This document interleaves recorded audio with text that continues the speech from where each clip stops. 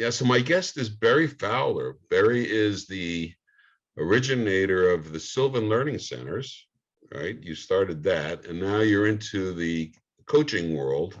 You've trained over 6,000 folks who can qualify as coaches. Tell me the Yeah, difference between, actually, Les, yeah, that number, I may brag, that number is almost 10,000 now. wow, Yeah. good. Yeah. So what is the difference between a coach and teaching, coaching and teaching? Well, coaching is more a collaboration, and in teaching, um, the teacher is kind of considered the expert and is imparting knowledge and basically providing directions on what students should do. A coach, on the other hand, is on a more level playing field. It's a collaborative relationship that's built on trust and respect. And a coach, rather than advising or consulting, a coach is there to help clients answer questions that'll help them change their life. And rather than giving directions, we help our clients to develop the best answers for their particular situation. So in that process, you're working with your clients come to you. How do they come to you? They come to you through the website Success? Yeah, lots of different ways. Our coaches do, different types of marketing to gain clients. If quickly, it becomes mostly word of mouth when clients have an excellent experience and have measurable results. They tend to share that with their friends. And that's really the absolute best way for our coaches to grow their practice. But as we train coaches, a large part of our training is not only how to coach, but how do you launch and grow a successful business at the same time. That's an interesting point, because I do know a lot of people who are coaches, and I've always wondered, how do you determine who is and who isn't, and what is the way of measuring their potential as a good coach for your situation? I mean, there are so many. Every situation is like a fingerprint, I guess. Everybody's got an individual situation. Yeah, yeah. What would you say is the criteria to do Well, that? most of our coaches specialize, and they typically follow a specialty or a niche that they are passionate about and probably have experience in the real world prior to them becoming coaches. And so one of the ways that a potential client can really vet an individual coach is almost all coaches offer a free introductory session. And if I was looking for a coach, that would be a very important get together, as well as reviewing some of the reviews and testimonials that a particular coach has. So if you're working on a particular problem, right now, I know that you're pretty heavily involved in helping the folks in Ukraine. That appears to be one of your primary objectives right now because of the situation we have in the world today. So tell me a little bit about how that works, if you would.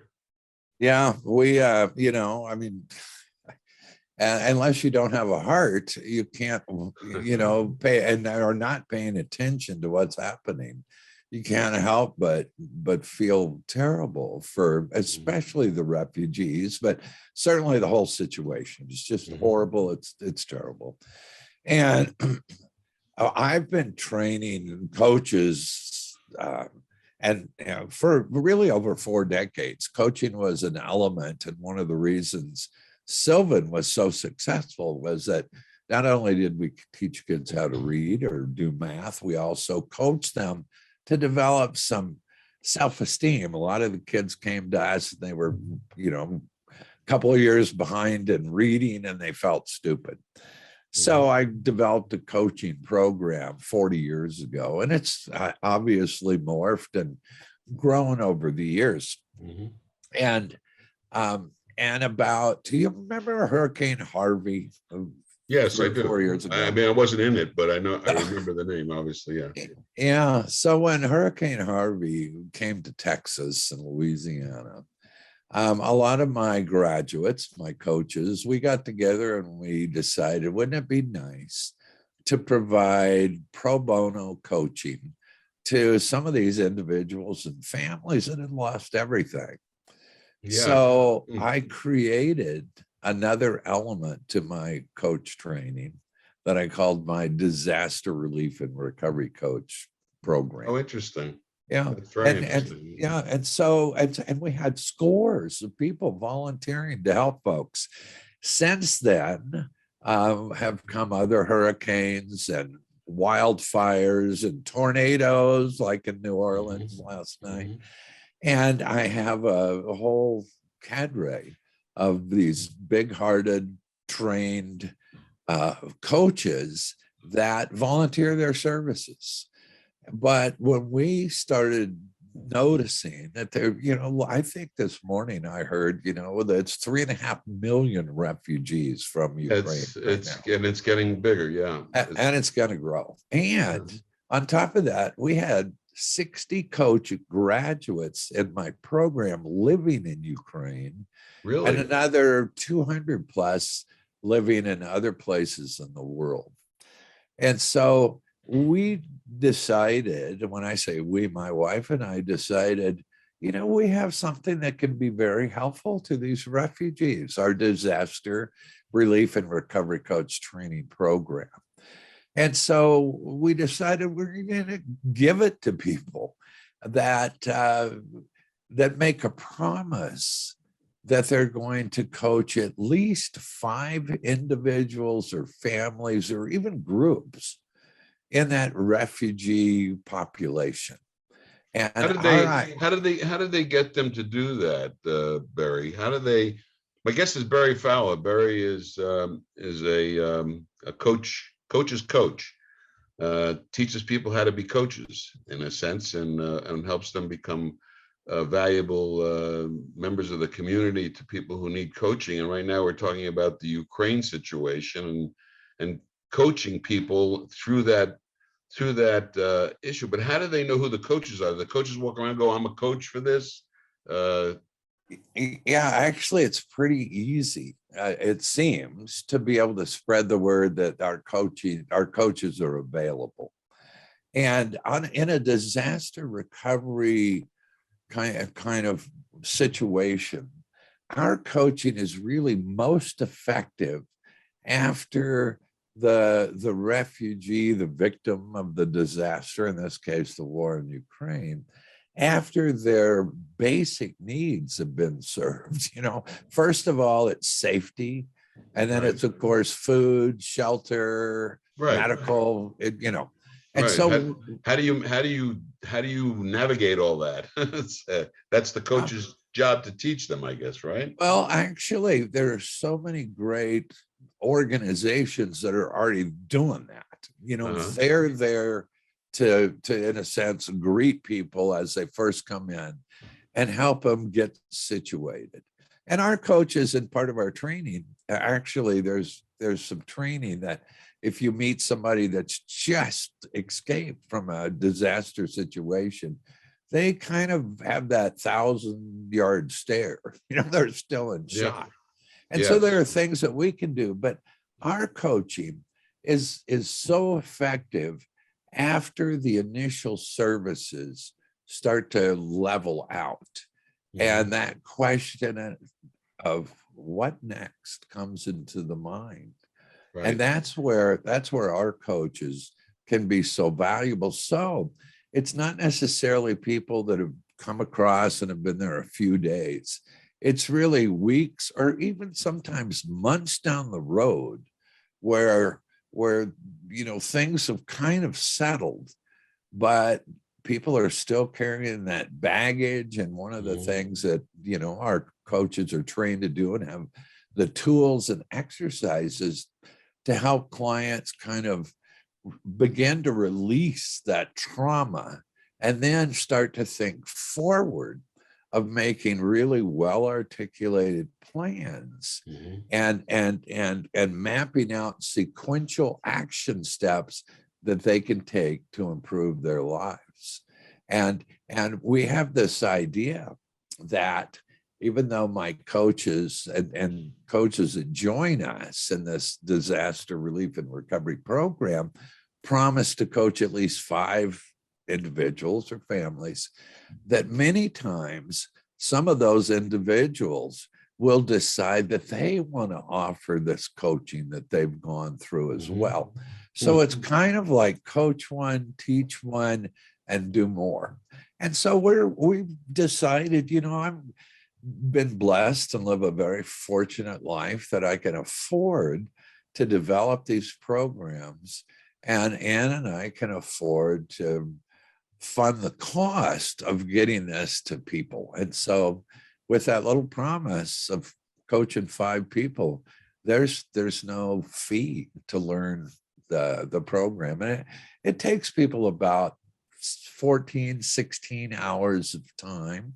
And we actually hold our students accountable, and they're not certified until they've tested successfully through the course.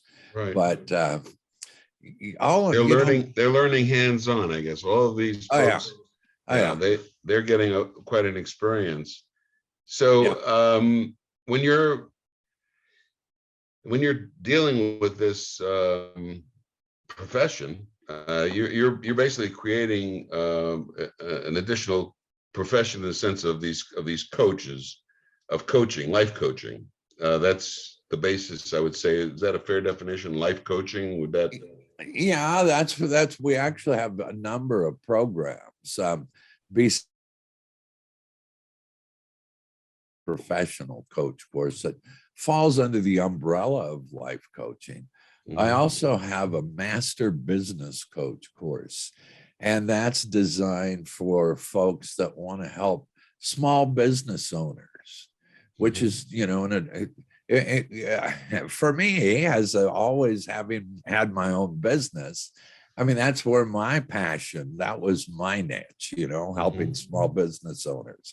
And so we have lots and lots of experienced folks, and maybe they're starting to think about their 4th quarter career, and they want to do something that's meaningful. And so many of us, I think, feel an urge to leave a very positive legacy.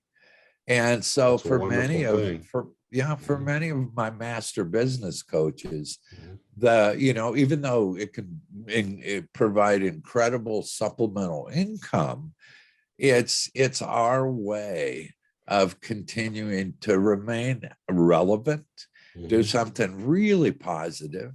As a coach, when you're on your own business, you pick and choose who you want to deal with. So you're only dealing with, I always tell coaches, with your own practice, if you're thinking of a particular niche or specialty, the best way to do it, think of the people you enjoy spending your time with and what do they need from a coach. And that's probably your best niche. That's beautiful.